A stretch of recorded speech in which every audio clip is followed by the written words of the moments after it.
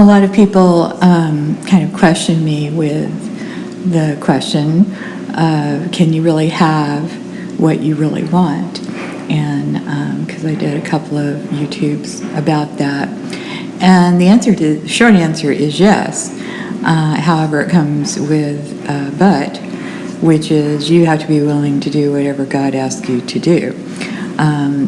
What comes to mind is there's a lady I greatly admire. She's 82 years old and looks more like she's 40, if that.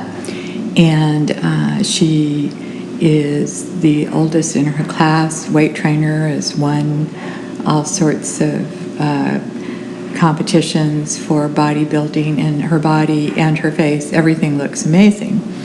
And she is a Christian. Her name is Ernestine Shepherd. Look her up on the internet. She's somewhat known, and she's an amazing lady.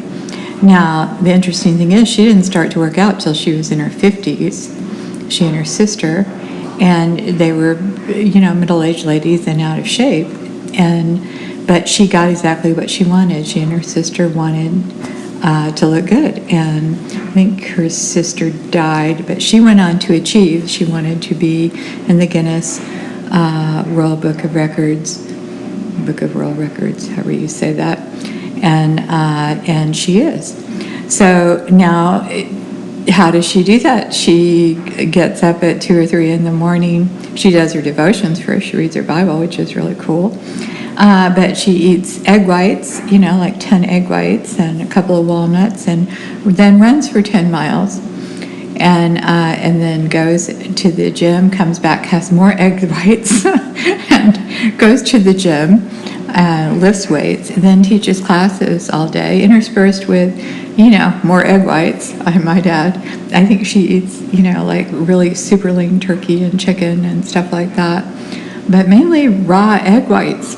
I think she cooks them in the morning, though. And then at night, and she teaches classes and works with people all day, comes home, has a little bit of turkey, a little bit of chicken. She, her one nod that I can see is she has a little bit of brown rice at dinner, and I'm just going, but she looks amazing, and she never varies. I mean, she doesn't have a piece of birthday cake on her birthday. She doesn't, she never deviates from what she eats. So I heard Gloria Copeland say this many years ago, which is, yes, you can have exactly what you want, but you'll have to if you do what God tells you to do. So if it's really on your heart that you want a certain thing, He might say, do this or that or this. What I find is most people aren't willing to embrace the pain. There's got to be a lot of pain for that Ernestine. I mean, she doesn't get to do birthday cake. I mean, it's worth it to her.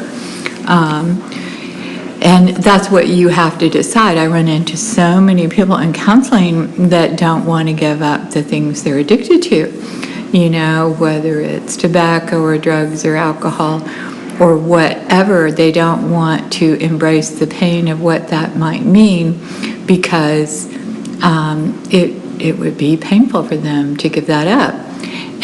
But what they really want is on the other end, on the other side of that. And the enemy blinds you to that and thinks, the only way you're going to get it is through this.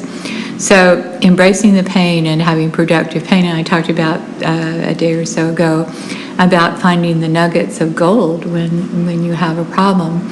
But I think the big one too is learning how to embrace the pain, that if you want to do something in God, if you want, you've got to be willing to do what He says. It's been way over 20 some odd years now that the Lord really delivered me from smoking, and I had to just follow Him through it and embrace the pain of not having that in my life, and the same thing is if I want my body to look a certain way, I have to embrace the pain of, okay, you get to eat only this and this much, and I keep thinking,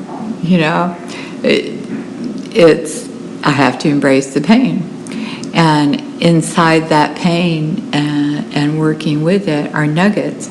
So it comes down to, are you willing to pay the price like Ernestine and to get to the other side?